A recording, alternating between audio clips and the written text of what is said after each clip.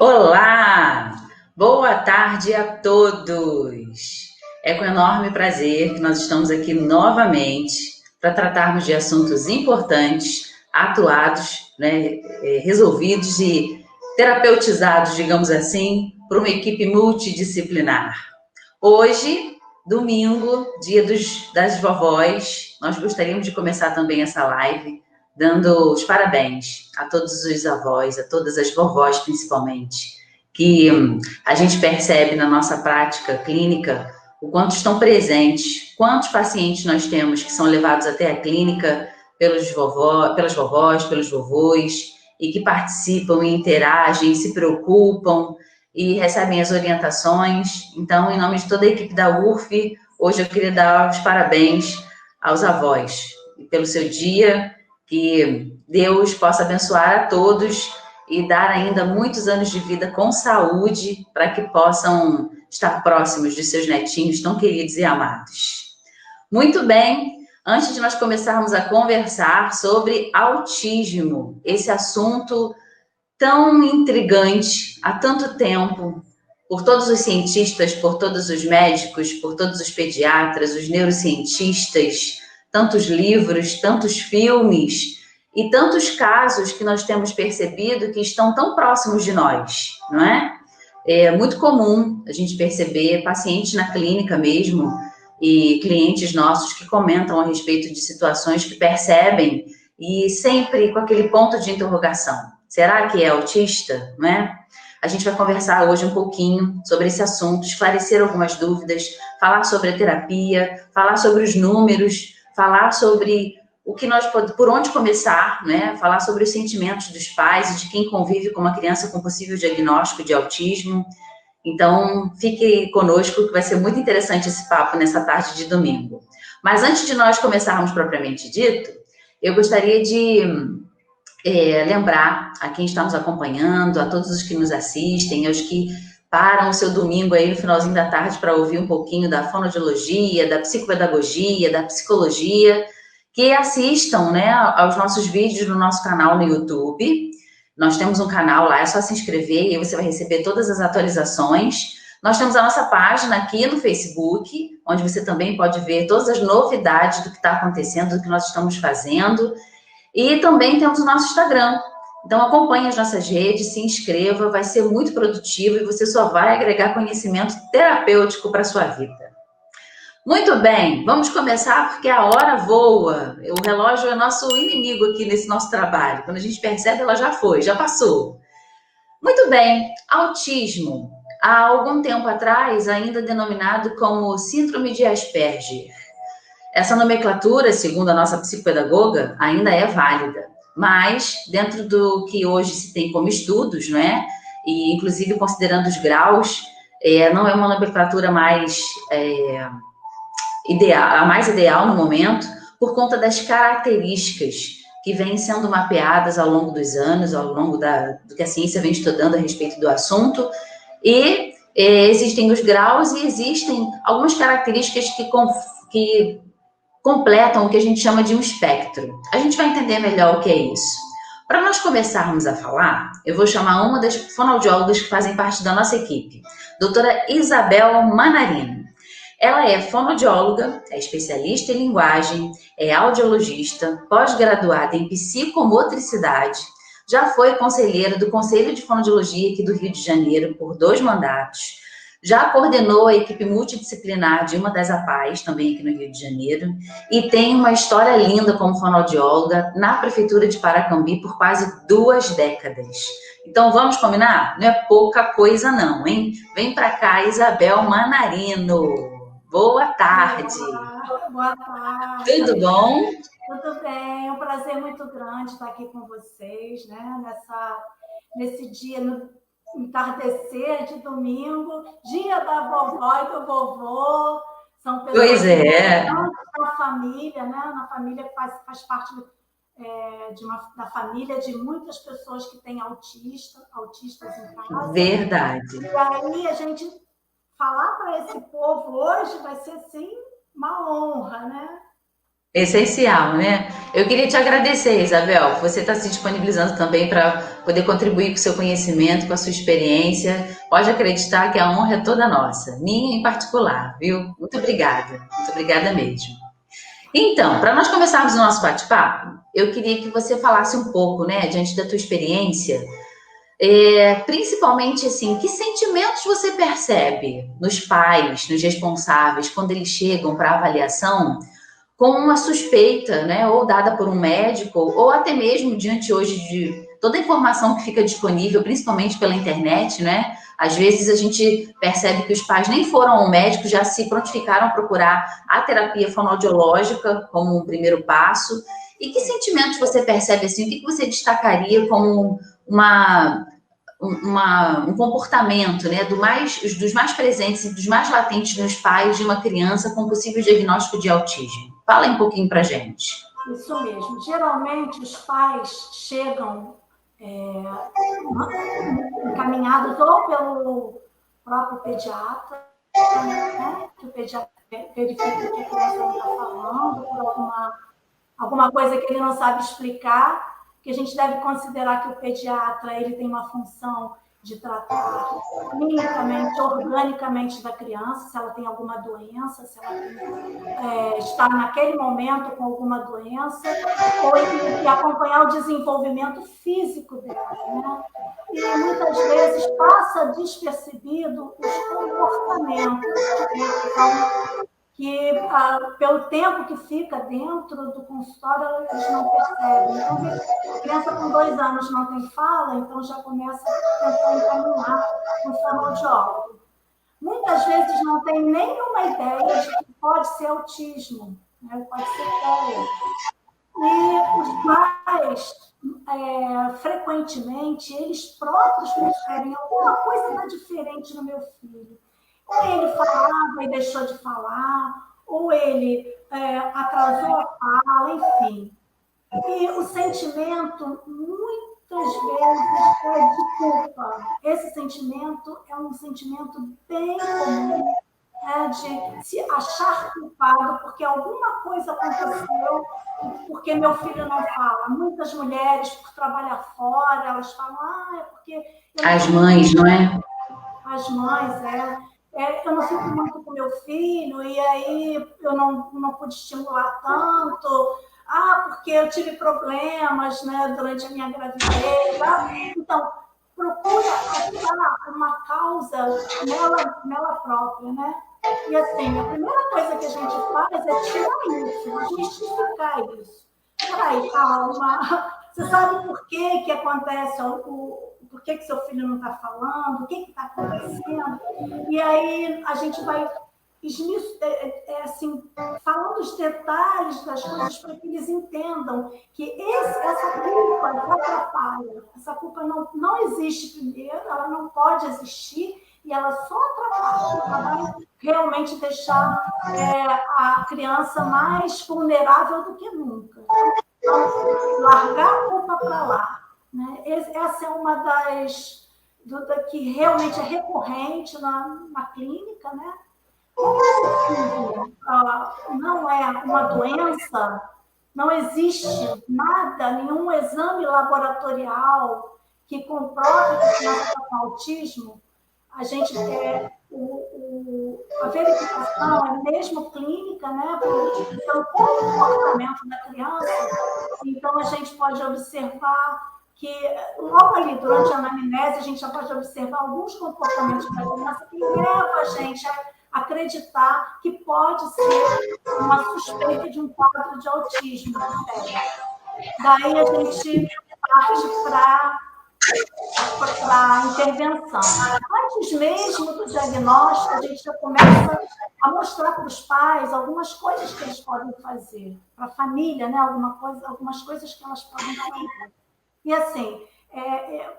Então, Isabel, deixa eu só te interromper um instantinho.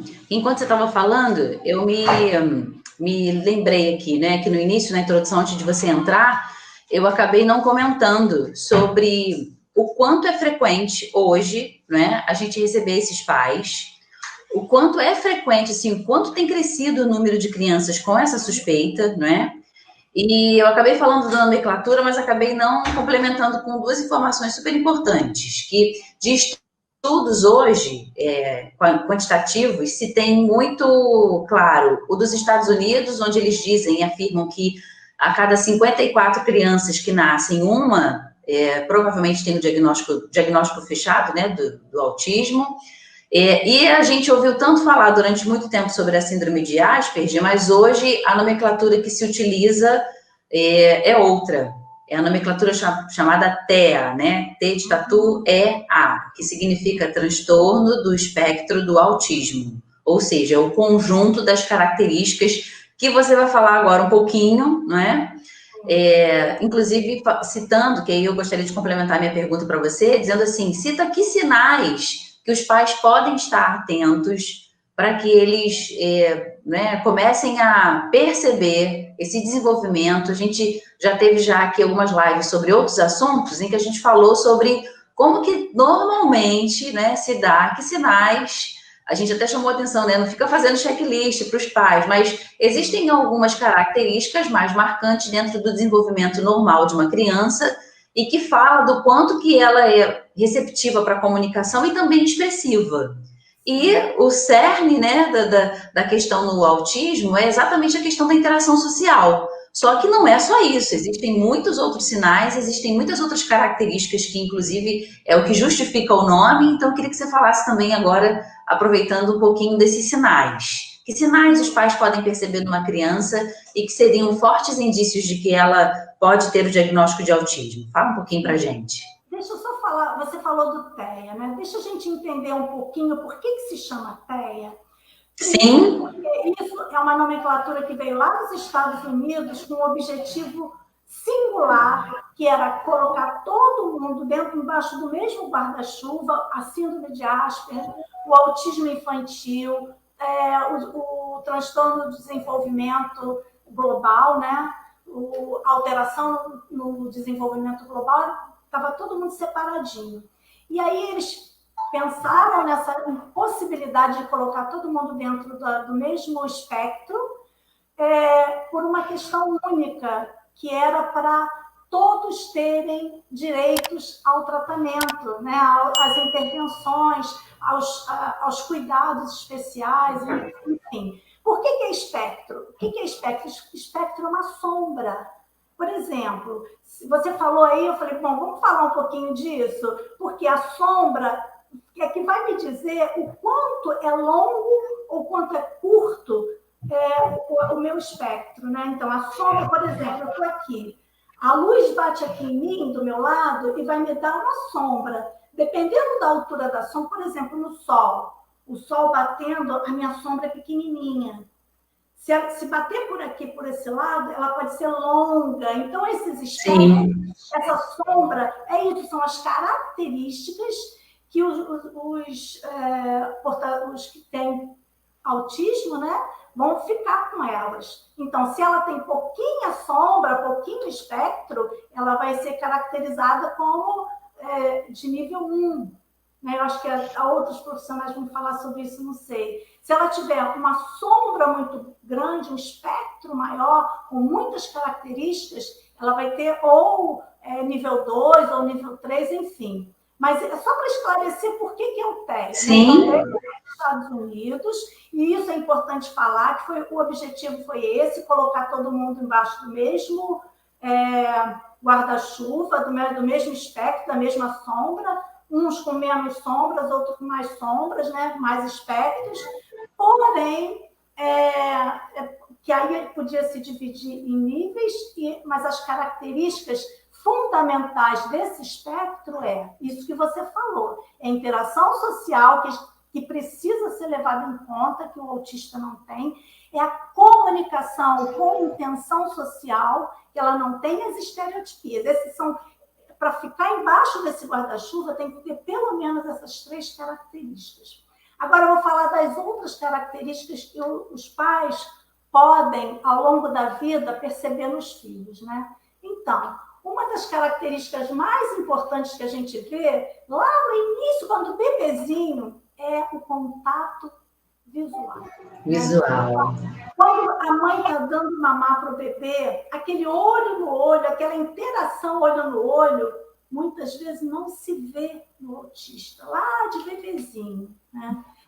Então, e quando a gente fala um pouco mais tarde, quando a criança já está maiorzinha, né, já com 3 meses, 4 meses, 5 meses, assim, vai indo, aí a mãe fala, mas ela olha no olho, né? Ela olha no olho. Só que é um olhar no olhar que passa, não é um olhar que fixa, né? Então, de menos que 3 segundos é um olhar que passa, às vezes para ver um detalhe, ver aquele detalhe, não ver mais nada além daquilo. Não tem o contato visual daquele que a gente quer e exige que seja de interação, né? Que é o que comunica, não é?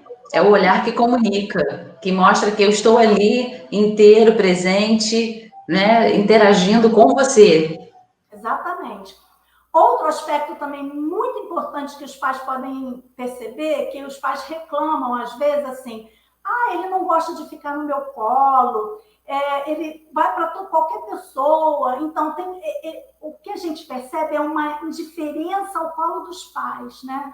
Não importa se é pai, se é mãe, se é avô, se é avó, não importa. Eles têm uma indiferença de ficar no colo dos pais. Muitas vezes são esguios, a gente pega, eles se esguiam e querem sair e preferem ficar São escorregadios. Escorregadios e preferem ficar sozinhos mesmo lá no cantinho deles. Muitas vezes as crianças usam os pais ou a pessoa que está lidando com ele, pode ser o avô, o cuidador, a babá, enfim, como um instrumento, uma ferramenta para ele. Por exemplo, se ele quer alguma coisa, né? Ele precisa de alguma coisa, ele pega na mão do pai e da mãe e leva, forma como se fosse uma extensão do seu próprio braço, para pedir ajuda. A imitação também, a imitação social é uma ferramenta importante, um sinal importante que a gente pode ver. Por exemplo, uma criança que é dita, né, neurotípica, que é normal, ela é capaz de imitar. Então, por exemplo, um bebezinho de 3 meses, se você chega perto dele e abre a boca, bota a língua para fora, ele vai imitar você também. Se você faz... Ele vai te imitar também, né? Ele vai fazer como você. Você bate palma, mesmo se o bebezinho não sabe bater palma ainda, ele vai tentar bater palma. Ele vai ter um sorriso social, né? De imitação mesmo. Do balbucio. Quando chega no balbucio, o que acontece? O bebê percebe na verdade, todas as crianças têm balbucio e elas começam com as labiais, que são as mais visíveis, né? E elas vão largando todos os foneminhas, todos os barulhinhos que não é da língua materna.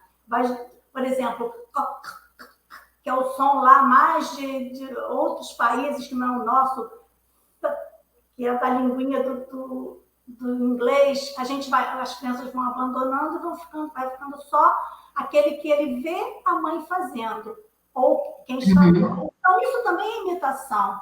Ela vai imitar através da fala, do que ela escuta da mãe, escuta do cuidador, né? Então, essa imitação, a criança só vai falar se ela conseguir imitar. Lá no início, ela conseguir imitar algumas ações sociais motoras também.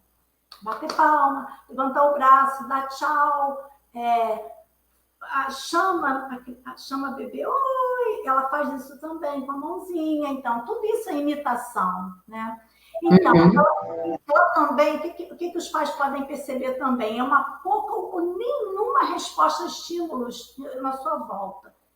Por isso, e aí, Isabel, deixa eu só te interromper um instantinho. O autista, ou um forte candidato a ter um diagnóstico de autismo fechado, então, de estar dentro desse espectro, ele não faz essas imitações. Ele não realiza.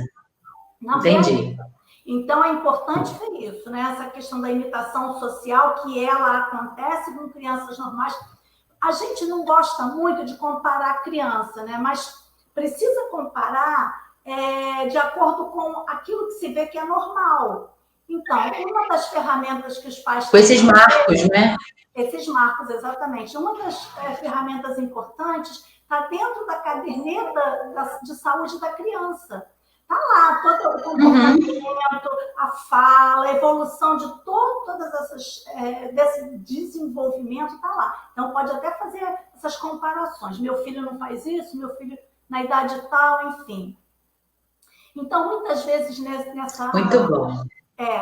o que acontece? Muitas vezes a mãe pensa até que a criança é surda. Por quê? Ela fala com a criança, ela dá o estímulo, a criança não olha de jeito nenhum. Então, meu filho é surdo. Lá, bebezinho, hein? Bate uma porta, a criança não olha. Qualquer barulho, a criança não olha. Então, a mãe começa a pensar, meu filho é surdo. Aí leva no otorrino. O otorrino faz exame, vê que não é surdo, enfim. Você percebe também nas crianças pequenas e depois nas maiores também uma irritabilidade frequente, né? Aquela criança que faz birra por qualquer coisa, ela está sempre com irritação, sempre frequente. Então, não é muito normal uma criança o tempo todo estar com irritação.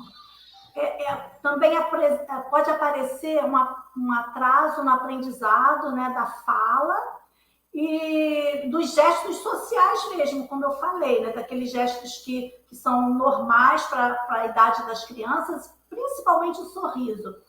Aquela criança que o pai sorri para ela, a mãe sorri, a cuidadora, quem cuida da criança, a babá, às vezes a vovó, o vovô, dá o sorriso e a criança não expressa, não olha, não tem retorno, não tem feedback, começa a pensar em alguma coisa diferente. Pode ser que ela não escute, pode ser que ela não enxergue, pode ser que ela tenha algum problema, mas já é hora de pensar em procurar.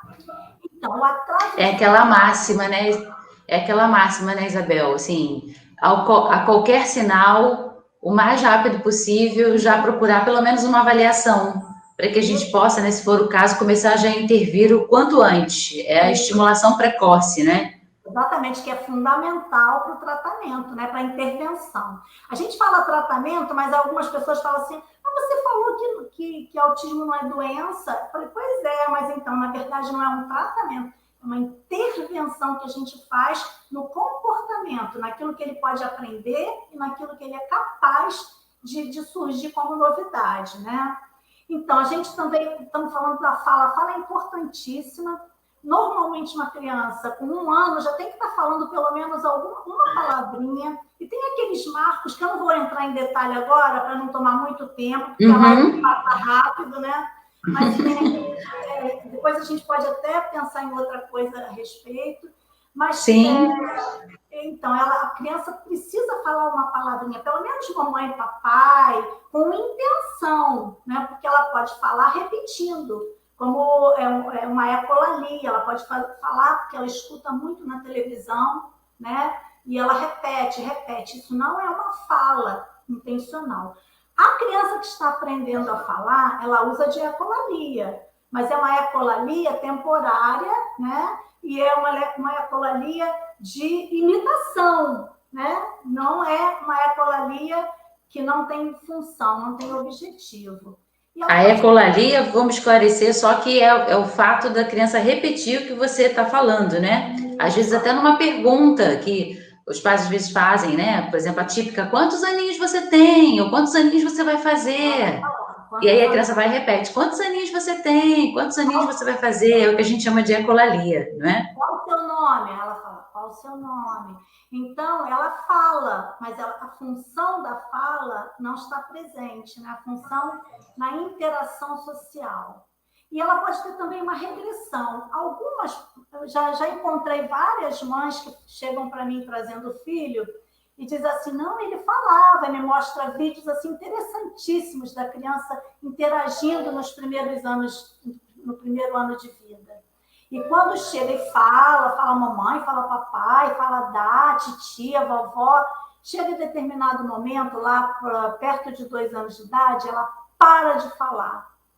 E aí ela fala, agora, a partir de parar de falar, ele já não interage mais, ele já quer ficar sozinho, ele já não olha mais, enfim. Só que isso daí, né, eu escutei de um médico neurologista que eu achei fantástico, acho que muito importante a gente falar. Essa criança, ela tem uma genética que traz possibilidade dela ser autista.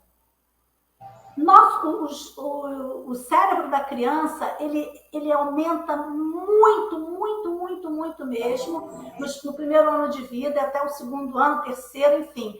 Os neurônios aumentam demais. E existe nessa idade, na época de 2 aninhos, uma poda neural, a primeira poda neural. A poda neural, o que faz? Tira, né, aquilo que não é bom, aquilo que não é usado, aquilo que não está ajudando a criança. E o que acontece com o autista? Na poda neural, essa poda não completa inteiramente, né? Então, alguns resquícios lá da genética fica, e aí ela começa a apresentar as características, né? Que a gente muitas vezes só vê depois dessa poda neural. Mas ela tem a genética lá. Não sei se você vai falar depois das causas, ou não sei, talvez fale aí, que eu acho que é importante, né? Então, outra característica fundamental são os movimentos repetitivos, que a gente chama de estereotipias, né? Então, aqueles movimentos que a criança faz, que o mais comum é o flapping, né? Mas existem vários, as crianças fazem diferentes movimentos repetitivos, não são iguais para todas as crianças, então não adianta a gente caracterizar. Esse é o movimento repetitivo. Não, as crianças fazem de acordo com elas mesmas, porque ninguém é igual, né? Nós não somos iguais, então o autista também não é igual. Então, esses movimentos repetitivos, se eles têm alguma função social, eles são benéficos, né? Eles são bons. As crianças fazem, por exemplo, uma criança que é neurotípica, quando ela vê o pai chegando, ela... Papai, tem um movimento de flapping, mas é um movimento que tem função. Ela está vendo, ela está com uma alegria de ver o pai. Aí ela faz essa função da estereotipia, mas é funcional. Então, não é autismo, por favor, né? Ninguém pense nisso. O brincar também, a função do brincar. Como é que a gente pode perceber a criança nessa função que pode ter algum espectro autista, né? Ela não pega um brinquedo, por exemplo, você dá um brinquedo para uma criança, uma bola, a bola é para você pegar, jogar ou chutar, fazer alguma coisa que tenha esse movimento, né? A criança, ela pega e roda a bola, né? Ela gosta na própria mão. Na própria mão no chão. Ela não faz o movimento. Você tira a bola dela, joga para ela, ela não retorna a bola para você. Ela pega a bola de novo e vai fazer movimentos giratórios.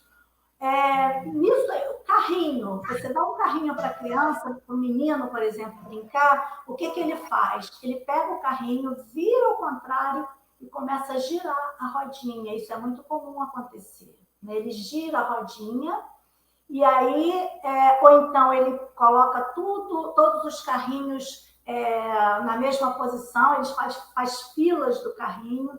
Então, essa também é uma característica. Eu acho, não sei se fui eu que saí ou se é você, Cida, porque você está parada. Eu vou continuar falando aqui.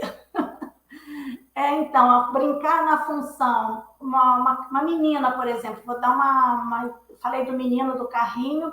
A menina, ela pega a boneca, ela não vê a boneca como uma forma de brincadeira para ela, né? Ela vai ver a brincadeira de outra forma, que não tem aquela função de uma boneca para uma menina.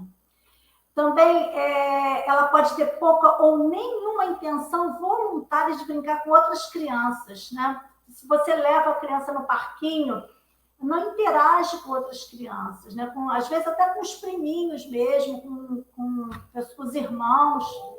Não. Voltamos. Eu fiquei fora esse tempo todo? Pelo menos aqui para mim ficou. Nesse último minuto. Não ficou, não? A doutora Thaís está sinalizando aqui que não ficou, não. Então foi só para mim mesmo aqui. Então tá bom, então tá bom. Então, esses são os aspectos muito importantes que a gente tem que levar em conta. E depois, mais tarde, a gente vai ver outros sinais, né? Esses são os que você vê nas crianças de menos de 2 anos, que é para os pais terem atenção. Depois tem outros, né, na questão do aprendizado, A gente vai ter oportunidade de falar um pouquinho sobre isso. Então, tá bom. Tá bom? Vamos interagir.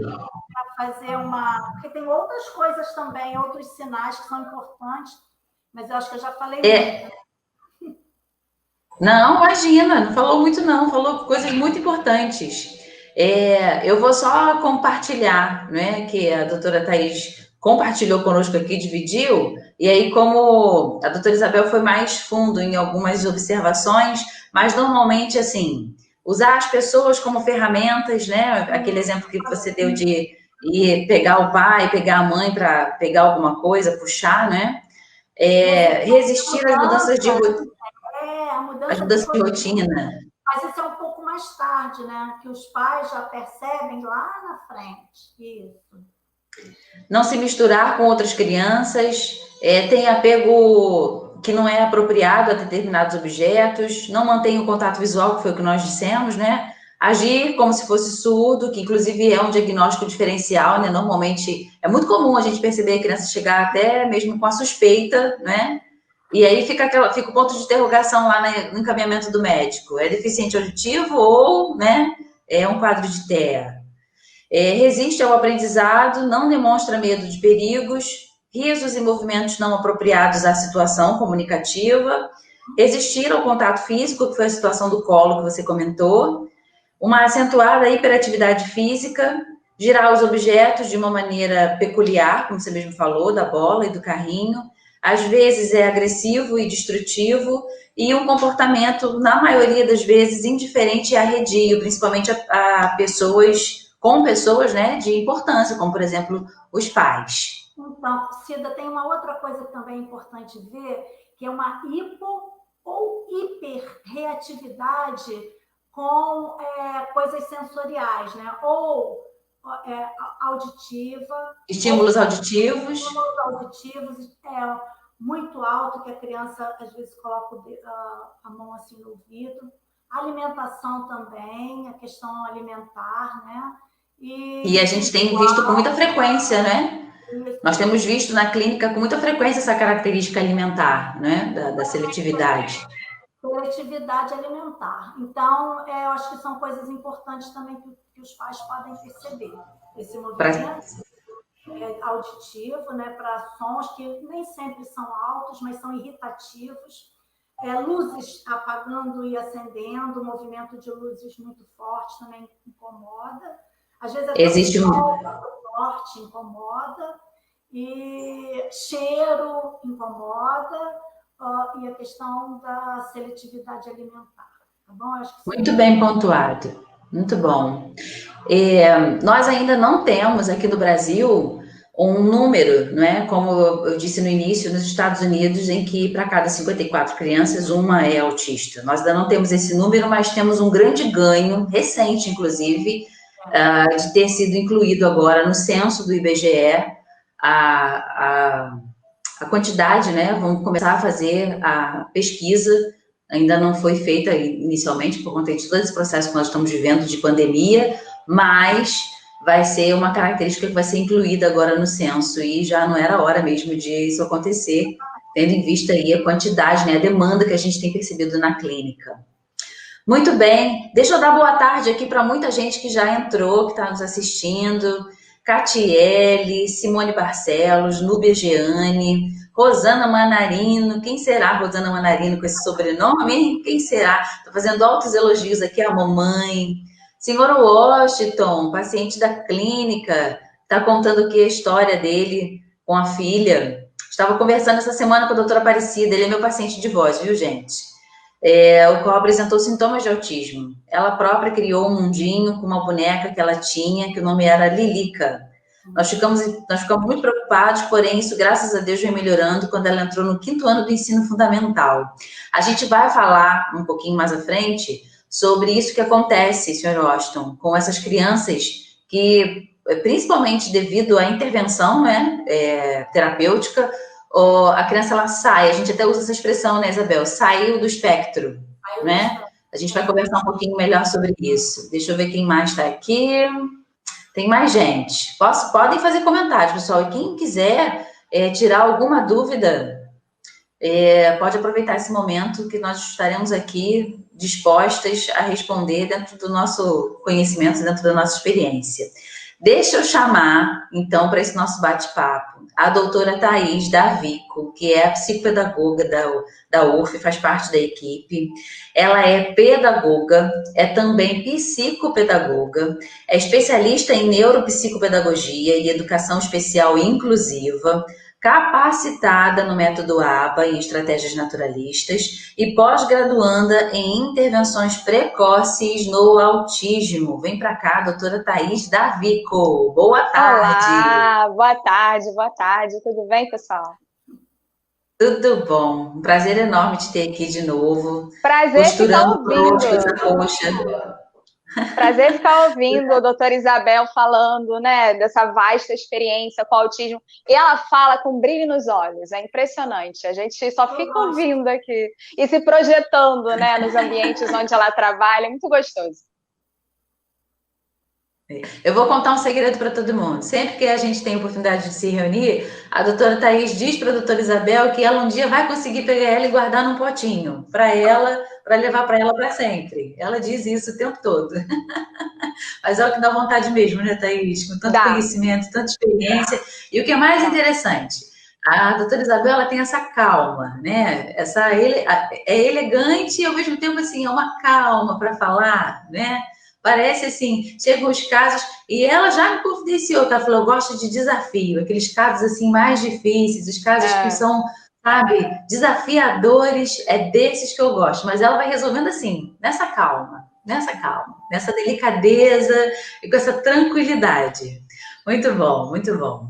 Então, doutora Thaís, diante do que nós já falamos aqui, eu gostaria muito que você dissesse para nós, né, assim, ilustrasse com a sua experiência como psicopedagoga, principalmente nessas trocas que têm acontecido agora até mais frequentes, né, de pacientes que chegam na clínica ainda, primeiramente pela porta da fonoaudiologia, e aí a gente percebe a necessidade dessa intervenção multidisciplinar e a gente faz esse direcionamento para a psicopedagogia e esses pacientes chegam até você. Fala para a gente, assim, como é que se desenvolve essa terapia, com que bases, né, você avalia esses pacientes, qual é a técnica que é utilizada e principalmente, que eu acho que a gente precisa trazer aqui questões, mas também trazer as soluções para essas questões, né? Por quê? Muitos pais já me perguntaram, mas só a fono não basta? Por que precisa, por exemplo, que eu acredito que você vai comentar aí, de um terapeuta ocupacional, por que precisa da psicopedagoga nessa fase aí mais à frente, que é da parte do aprendizado? Então, fala um pouquinho para nós aí do seu conhecimento, da sua experiência, do que você tem vivido conosco lá na UF, trocando enquanto equipe multidisciplinar. É muito importante a gente falar de autismo, assim, como brilhantemente a Isabel falou, né, não é uma doença, mas é um transtorno do neurodesenvolvimento, tá?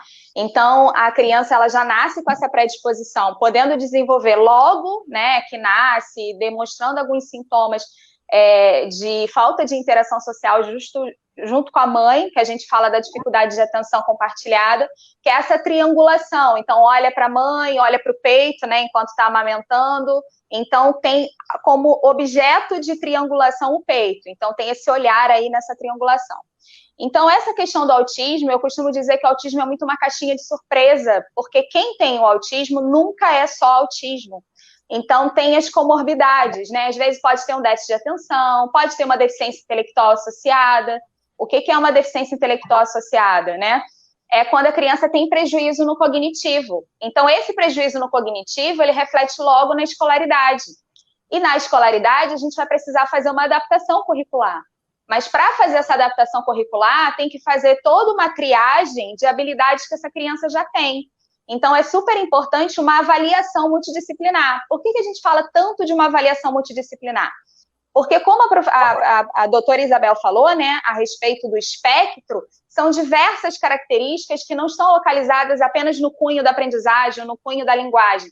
É no cunho comportamental de uma forma geral. E o comportamento, ele está ligado à linguagem, à fala, né, à questão do aprendizado das habilidades. Então, quando vem para a fonoaudióloga, né, é porque geralmente apresenta atraso de fala. Então, quando apresenta atraso de fala, e às vezes não é um atraso de fala lá num aninho, não, né? Quando a criança tem 1 aninho de idade, já tem que estar falando uma palavra com intenção. Não é simplesmente falar uma palavra e demonstrando, apontando para um objeto que não faça referência. Tem que ter intenção. Mas com 1 aninho, a criança já tem que estar falando, e geralmente não fala. E passa 1 ano e 3, 1 ano e 6, 2 anos, 2 anos e meio, quando chega. Então, a gente vai fazer uma avaliação, até 2 aninhos a gente consegue utilizar a escala do MCHAT, né? E depois a gente tem outras escalas mais propriamente ditas. Então, assim, a gente tem o Denver, que é um modelo de intervenção precoce, que a gente consegue fazer aí uma avaliação das habilidades da criança até 4 anos de idade, e passou disso, a gente precisa usar a ABA, né, que é a análise do comportamento aplicada, em que os profissionais da UF são capacitados em ABA, então a gente consegue fazer tanto a avaliação quanto a intervenção, tá?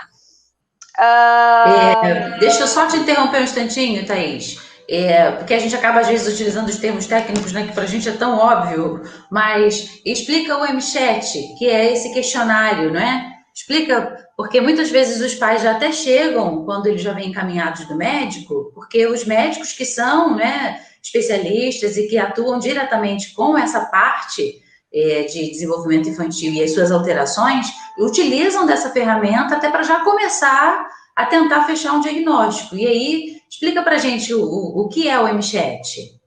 O MCHAT é um inventário de habilidades. A criança precisa estar apresentando diversas habilidades referentes ao cognitivo, à independência pessoal, à linguagem, ao comportamento, até 2 anos de idade. E ele é padrão ouro no mundo. Então, assim, Europa, Estados Unidos utilizam o MCHAT, que é até 2 aninhos. Inclusive, a gente está vindo com bastante força, que é o Denver, né? Que é para avaliação precoce, porque o diagnóstico, ele é super importante, mas a intervenção é mais importante ainda, porque se a gente fizer um histórico de quantos anos a criança vai receber um diagnóstico, às vezes ela vai receber um diagnóstico com 7 anos de idade. Se a gente começar apenas a intervir, no caso do autismo, com 3 anos, mas às vezes são sutilezas, né? Depois eu posso até falar um pouquinho da questão dos níveis, tem sutilezas. Então, só vai apresentar mesmo uma característica um pouco mais marcante, às vezes lá na frente, quando tem comorbidades.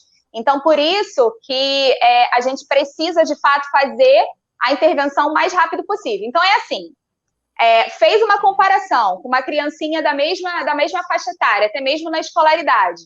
Não está falando, não está interagindo, está brincando estritamente com algum brinquedo, algum material, não busca o contato, não tem iniciativa própria para brincadeira, coloca na rodinha, sai, não fica. Tem, como a Isabel falou, tem hiporreatividade e hiperreatividade. O que é isso?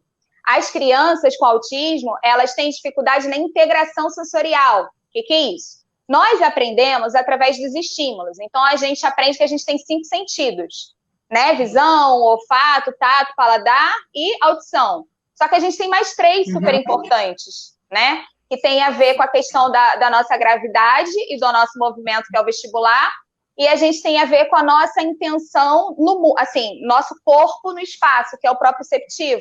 Então, a gente tem diversos sentidos, é por eles que a gente capta as informações e processa no nosso cérebro, né? E a gente consegue, de fato, aprender. Então, às vezes, quando a criança não quer abraçar, não é que ela não seja carinhosa, não é que ela não queira abraçar, mas ela tem dificuldade para fazer isso por conta dessa, como é que eu posso dizer? Dessa desregularidade da integração. Mas é uma dificuldade de integração mesmo sensorial. Por exemplo, a restrição alimentar tem a ver com questão de integração, que às vezes é o cheiro, às vezes é a cor, às vezes é o barulho de algum grão de arroz, feijão, tudo isso. Por isso que a gente precisa fazer uma avaliação, e para essa avaliação o profissional correto é o terapeuta ocupacional. Estou falando muito rápido? Não, tá dando para captar. É porque é ótimo. muita coisa, né? Então, tem o terapeuta ocupacional que faz esse trabalho de integração sensorial, por quê? Ele é o profissional capacitado para fazer uma avaliação de como está a recepção dos estímulos, de como é que essa criança está recebendo esses estímulos. E a gente recebe estímulos o tempo todo. Então, essa recepção de estímulos precisa estar organizada e alinhada, porque senão blinda a aprendizagem. Criança não aprende a falar, criança não aprende diversas habilidades, tá? Fez essa avaliação, viu o que está acontecendo, a profissional ela vai estipular acomodações sensoriais. Então, por exemplo, às vezes a criança é uma buscadora sensorial, que é o que a gente chama de criança fica passando a mão nas texturas de parede, ou fica querendo comer, né? Ou fica buscando pular. Isso faz com que acalme essa recepção de estímulos. Então, a própria profissional, ela vai pensar no que está acontecendo após essa avaliação, né, sensorial, e ver quais as acomodações que podem ser feitas para melhorar a vida social da criança como um todo.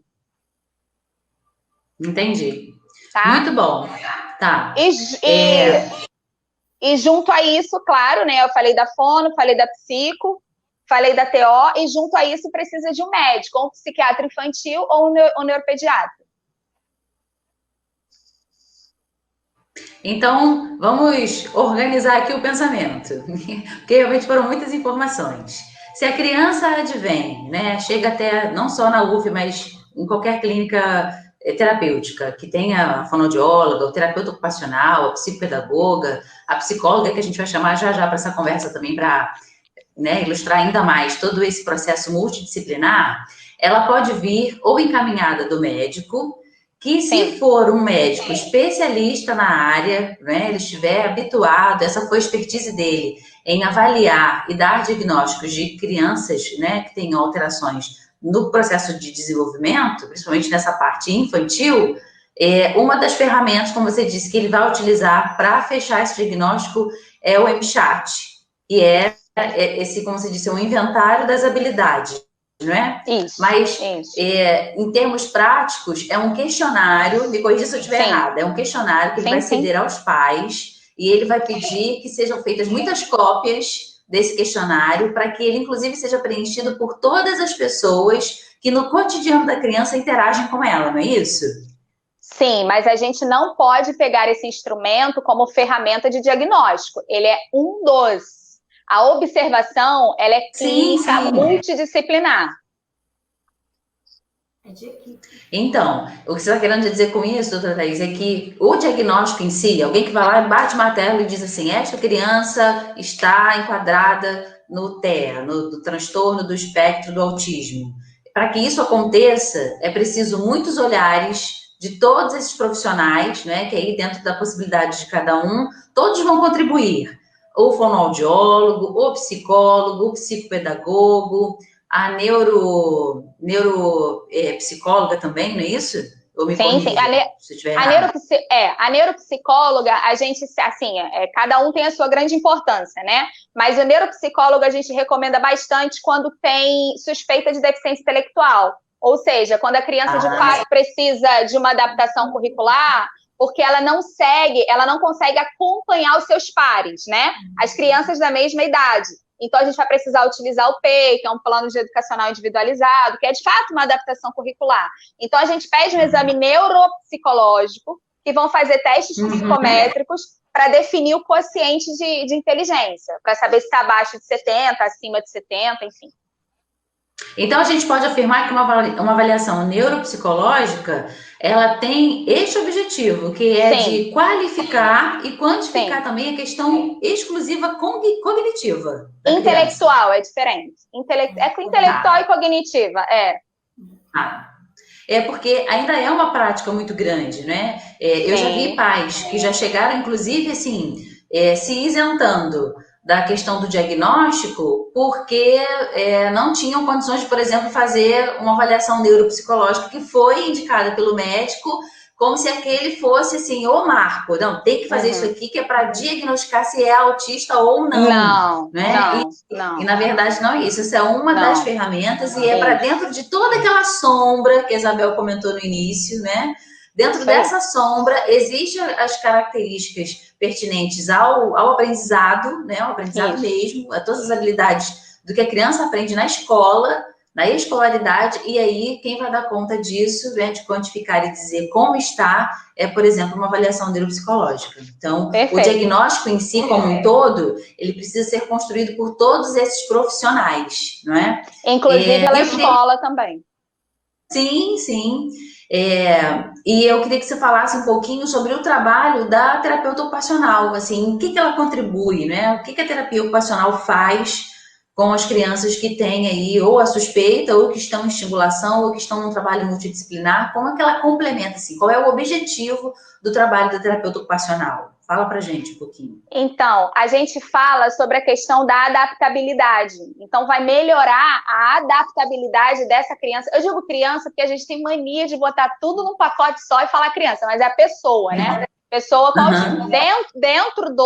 Dentro das características do autismo, o terapeuta ocupacional ele vai melhorar a adaptabilidade como um todo. Então, imagina se a criança não come, não sei, uma fruta porque ela não gosta da cor, né? Ou não come um determinado grão porque o barulho provoca.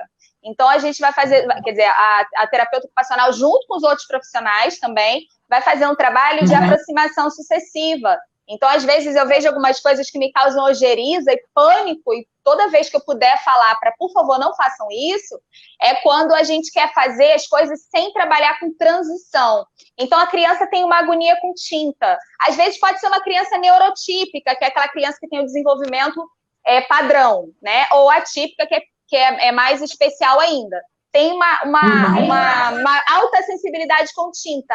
Aí pega a mão da criança e taca na tinta e mexe na tinta. E... Gente, não é isso, por favor. Então, assim, se encostou um dedinho, ou se chegou próximo da tinta, ou se aceitou, já está valendo. A gente vai aumentando progressivamente.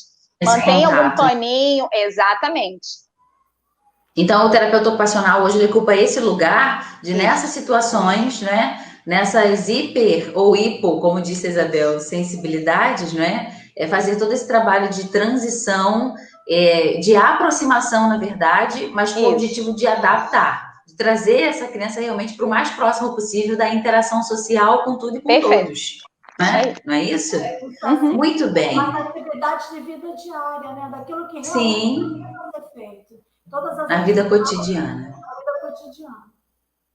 Muito bom. E aí, com certeza quem está nos ouvindo deve estar pensando assim, gente, como que uma mãe, um pai, um responsável, né, uma família dá conta emocionalmente de, durante o processo, né, de intervenção, de terapia, porque tudo isso que a gente está dizendo aqui, de uma forma muito rápida até, é trabalhado na terapia, todos esses esclarecimentos, né, todas as observações, todos os ganhos, todas as características que vão ficando cada vez mais latentes. Então, quem dá conta de segurar o emocional, de segurar o psicológico, de dar apoio, né, ao equilíbrio necessário, ao mínimo de equilíbrio necessário e, inclusive, de acolhimento para essa família que de repente não esperava, se surpreendeu, ou se frustrou, ou está com uma culpa, como a doutora Isabel comentou no início, muito em níveis altíssimos, o que atrapalha demais, não é, o processo. A gente pensa que não, mas na prática, as frequências, a assiduidade à terapia,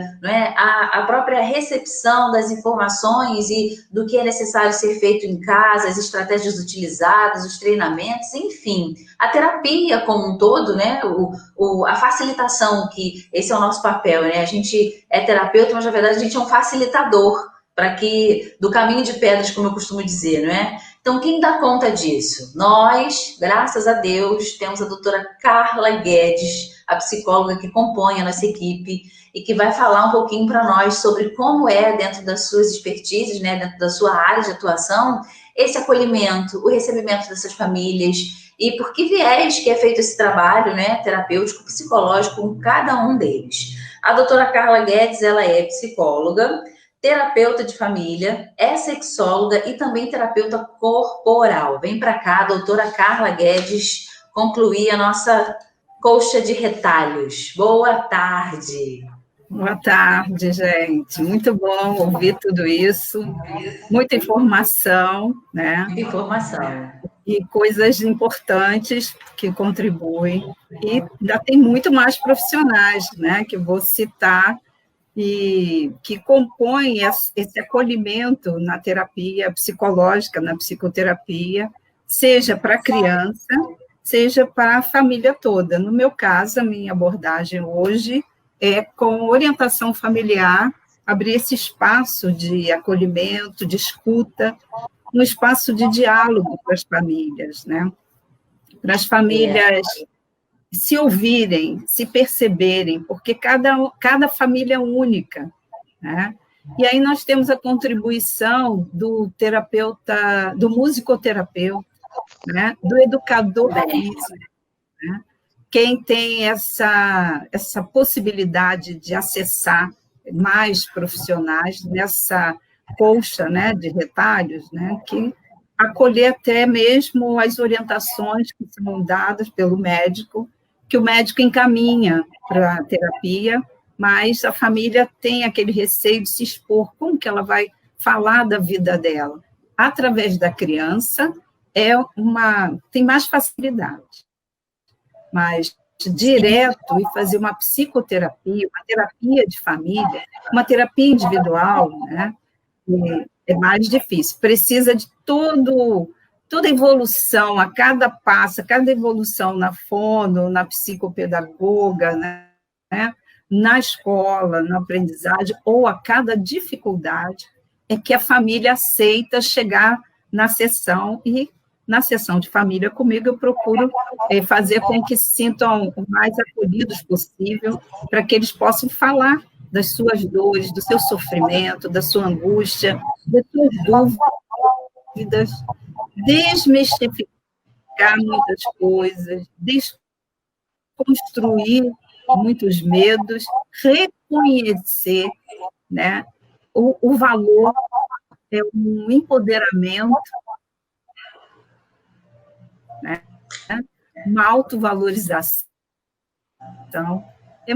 É um espaço, é um trabalho que eu faço, estar em campo, ir, né, no lugar da família, né, na casa, no ambiente social dela, saber que a criança é biopsicossocial, que a experiência é visceral, é no corpo, né, você precisa se lançar, não dá para ter neutralidade, separação, né? Então, principalmente, o contato já começa com tipos de famílias, né? Tem vários tipos de família. Então, tem a família que ela é completa, vamos dizer, pai, mãe, né, filhos. Tem famílias que têm desertores, que alguém deserdou, foi embora. Às vezes é o pai que vai embora, às vezes é a mãe que vai embora, os avós, ou todos ficam os avós, né? Como foi falado hoje, o Dia dos Avós.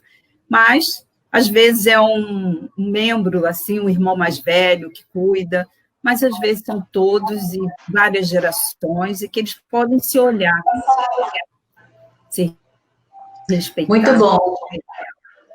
Vocês falaram muito bom. Da hierarquia, da genética, né? Então, tá tendo... tem muita coisa para ser olhada em todas as gerações.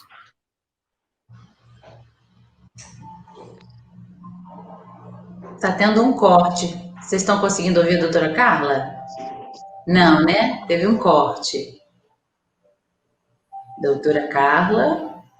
Agora ela vai voltar. Hoje a internet não está ajudando muito. Esse trabalho que ela faz é muito importante. A gente tem um respaldo muito grande no trabalho dela. Muitas vezes muda o contexto familiar e isso está afetando na terapia, no nosso trabalho, e ela vai lá e ela consegue consertar, enfim. Ela é pontual, né? Ela chega chegando e todo um trabalho que ajuda muito, muito mesmo, diretamente na criança, né? Então, assim, muito importante. Ela estava falando da hereditariedade genética, a criança pode vir com a hereditariedade, mas ela pode também não vir com a questão genética pronta já, com as alterações genéticas, mas ela pode vir também sem essa alteração genética e sem essa hereditariedade. Acontecer a alteração, o transtorno, durante o processo de gravidez, de gestação, que aí vai ser bem... assim, vai ser bem visto com outras causas que não só a genética, né?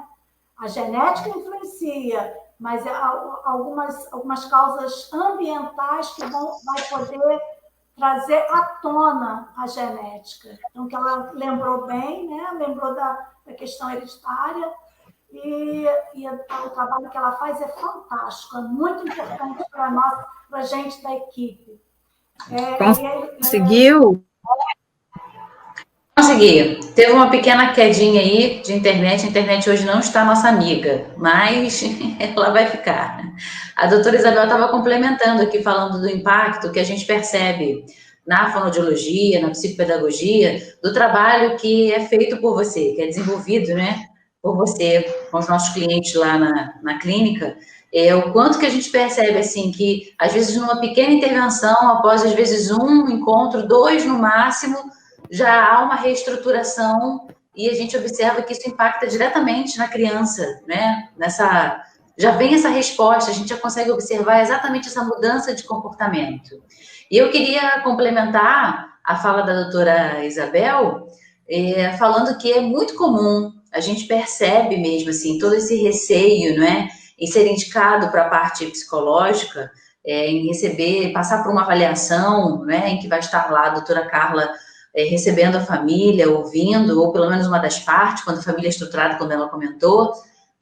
A gente, às vezes, assim, a gente sempre faz essa sinalização, né, de que bom seria que a família estivesse completa e fossem todos, porque fica mais fácil fazer a leitura de toda essa estruturação, né, de como funciona essa família. E ela, enquanto terapeuta, começar a sugerir, a intervir propostas, mudanças, trazer à tona algumas reflexões, como ela mesma disse, né, desmistificar algumas coisas, desconstruir algumas crenças, enfim. Mas a gente nota que é muito... Deixa eu incluir ela aqui de novo. Ela vai voltar. Voltou. Existe uma resistência, né? Porque não deixa de ser... Acho que ela vai poder falar um pouco melhor sobre essa resistência que normalmente acontece. O novo, ele é sempre, de alguma forma, assustador. E desconfortante. Mas quando a gente para pensar, não é, sobre uma questão que precisa ser resolvida, né, uma problemática, porque não deixa de ser uma problemática. É óbvio que a gente tem todo o cuidado, o tato e procura ter a sensibilidade, e a cada vez que a gente põe isso em prática, a gente aprende muito, sempre, com cada família que chega, com cada criança, com cada alteração, é sempre um grande aprendizado. Então, a gente percebe, assim, que tratar dessa problemática exige esse cuidado, mas existe principalmente essa palavra que ela mais nos chama a atenção, nos cobra, até porque a gente percebe que é o viés do tratamento, do que ela propõe, que é esse acolhimento, né? Não existe perfeito, não existe o certo, não existe o dono da verdade, não existe o superior, existe o ser humano, né? Como ela mesma diz, assim, existe as pessoas, e essas pessoas são né? São duais, e o tempo inteiro. E aí, pensem na responsabilidade que já existiria, né? Já existe, já é posto a importância que a figura materna, a figura paterna, né, tem para uma criança, numa situação, digamos, de normalidade. Que dirá, não é, quando existe algo que precisa ser intervisto, que precisa ser recuperado, que precisa ser adaptado, que precisa ser modificado, que precisa ser reestruturado. Então, é com essa intenção que nós nos juntamos, damos as mãos, né, e falta tempo, falta braço, falta estrutura ainda para que a gente consiga dar conta de todos, né, da melhor forma possível, ou pelo menos na medida em que todos realmente precisam. Deixa eu incluir ela aqui. Você está falando de uma coisa que é importante a gente falar também, que é como que essa família está vivenciando a quarentena, né? Como está sendo difícil, porque Sim. autistas pequenininhos, né, de menos de 3 anos, eles não conseguem ficar no atendimento online o tempo todo. Então, a família precisa receber as informações, as orientações, para que eles possam agir nesse momento com as crianças. Então, isso também é super importante nessa hora, o trabalho da psicóloga. Sim, sim. Você conseguiu ouvir, doutora Carla? A gente estava falando aqui sobre quanto a gente percebe que a sua postura é acolhedora, né? É principalmente acolhedora. E o quanto que isso soma no trabalho, até porque a gente percebe em primeira mão, né, uma resistência natural, normal, que existe para que essa família venha e se exponha, né, como você mesmo até usou esse termo, e fale, e transpareça, né, a sua funcionalidade, as suas estruturações, o lugar de cada um. Então, a gente estava aqui ressaltando o quanto que é importante, o quanto que eu não sei nem se seria justo falar que complementa, porque quando a gente não tem, faz uma falta tão grande, eu acho que complementar é muito pouco. Na verdade, é essencial todo esse apoio, não é? Nas nossas formações como fonoaudióloga, a gente tem lá as cadeiras, a gente tem uma das coisas que eu quero deixar, assim, bem, que eu acho importante na terapia, principalmente na terapia da família. Ai, que pena.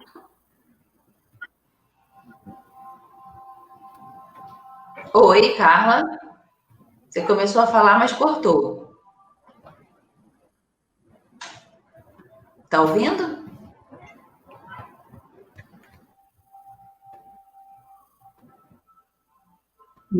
Não consegui ouvir.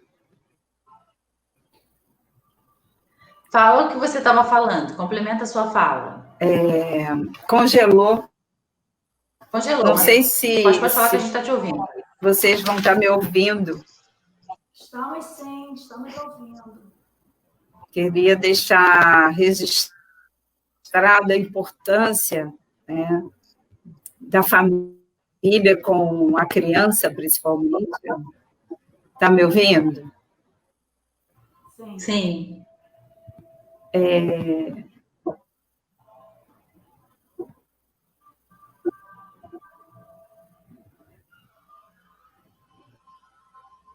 Congelou de novo. Não sei.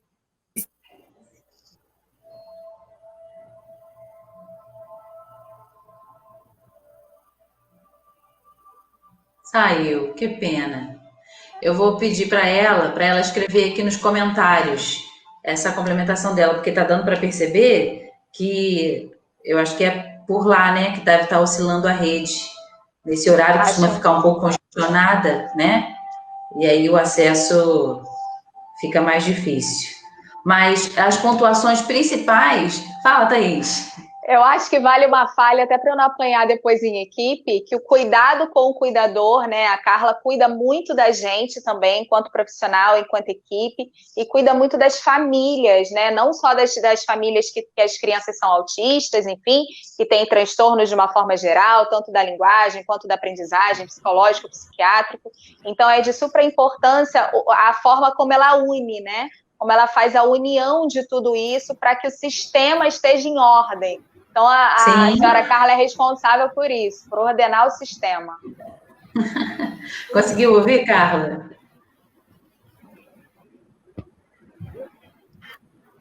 Agora só a imagem dela está congelada e a gente não ouve. Não, acho que ela não está congelada, que não. bom ouvir isso. Consegui ouvir o finalzinho, porque o mais importante que eu considero quando eu recebo a família, né, é tirar aquele foco, aquele holofote, aquele holofote em cima do problema, o foco no problema e a criança é o problema. E deixam de ser pessoas, família, né? E eu acho que a terapia faz essa redefinição, né? Unindo todos e proporcionando humanizar, socializar, né? Viver com leveza e trazer também uma espiritualidade, né? Realçar esse encontro do amor, esse encontro de Deus dentro de cada família. Sim. O suporte que cada um vai precisar. Cada criança tem suas habilidades, né? Sua arte. E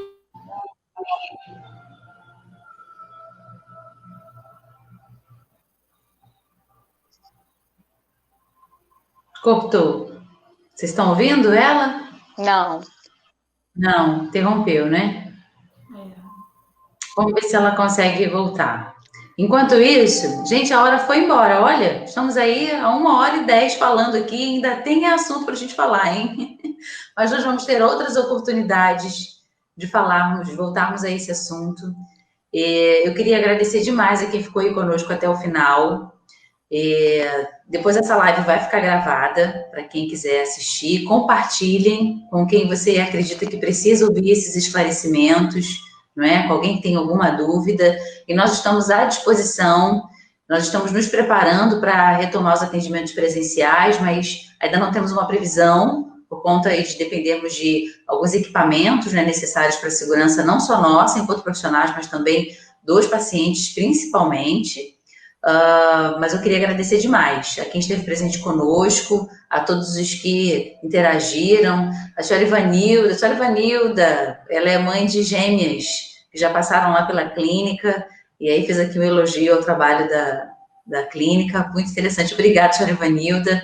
Obrigada a todos.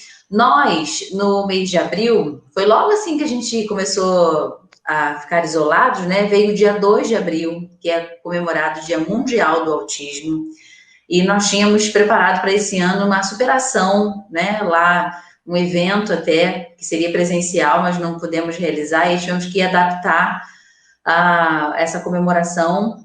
E aí, dessa comemoração, surgiu um e-book. Voltou a doutora Carla aqui. Deixa eu só finalizar isso aqui, Carla, só para que todos possam saber.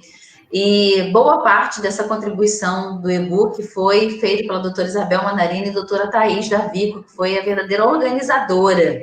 Então, nós vamos colocar um link aqui, depois da live, vai ter um vídeo pequeno e um link para que quem desejar, é gratuito, completamente gratuito, vocês podem baixar esse e-book com alguns desses esclarecimentos e até um pouco mais do que a gente falou aqui, é uma complementação, né? Na verdade, é um compilado, um resumo de um pouco de tudo que a gente falou, mas a ideia era ser esclarecedor, era tirar dúvidas, não é?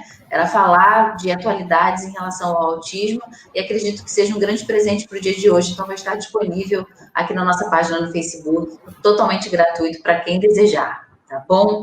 Doutora Carla, a última palavra é sua. Fale para nós de retirar esse holofote da criança, do problema, e trazer à tona o Deus que existe dentro de cada um, o amor.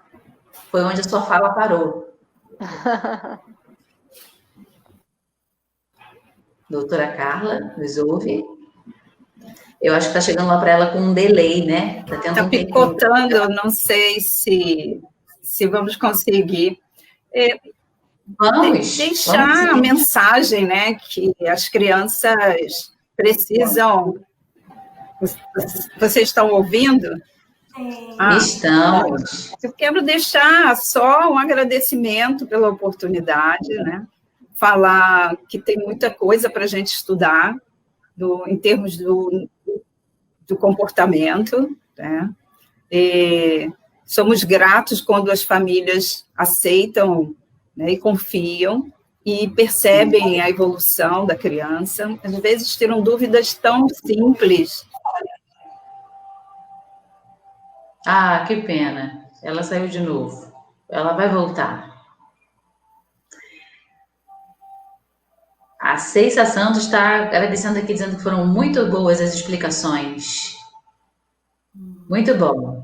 Deixa eu ver se a doutora Carla aqui volta e dá um aviso importante. No próximo domingo, o assunto vai ser... Tchan, tchan, tchan, tchan. Síndrome de Down. Nós temos uma parcela significativa de clientes que têm síndrome de Down, são tratados por nós, e nesse modelo multidisciplinar a gente tem tido muito sucesso. Doutora Isabela Daer, que tem uma experiência de prática com pacientes com esse diagnóstico, vai estar conosco no próximo domingo, falando juntamente comigo sobre síndrome de Down. Não percam, às 17 horas.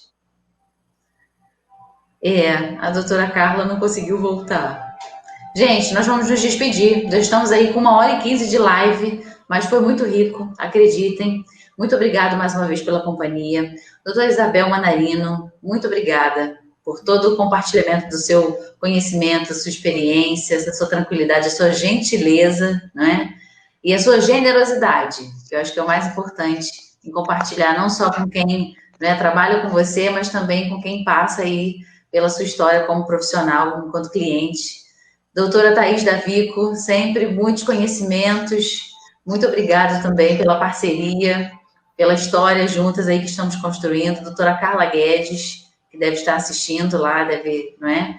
A gente vai ter a oportunidade de ouvir mais tempo a Carla. Isso é bom, que deixa todo mundo com um pouquinho de água na boca, né? De ouvir ela falando um pouquinho mais. Ela vai aparecendo aos poucos, e aí vai ter um momento em que ela vai ter mais oportunidade. A internet hoje não ajudou, mas mesmo assim foi muito bom. Muito obrigada a todos, um bom restinho de domingo, uma semana abençoada, saúde, se cuidem e fiquem atentos aqui às novidades. E não esqueçam, vai ter e-book gratuito aqui depois do final da live. Um beijo a todos. Obrigada, Thaís. Obrigada, Isabel. Tchau, tchau.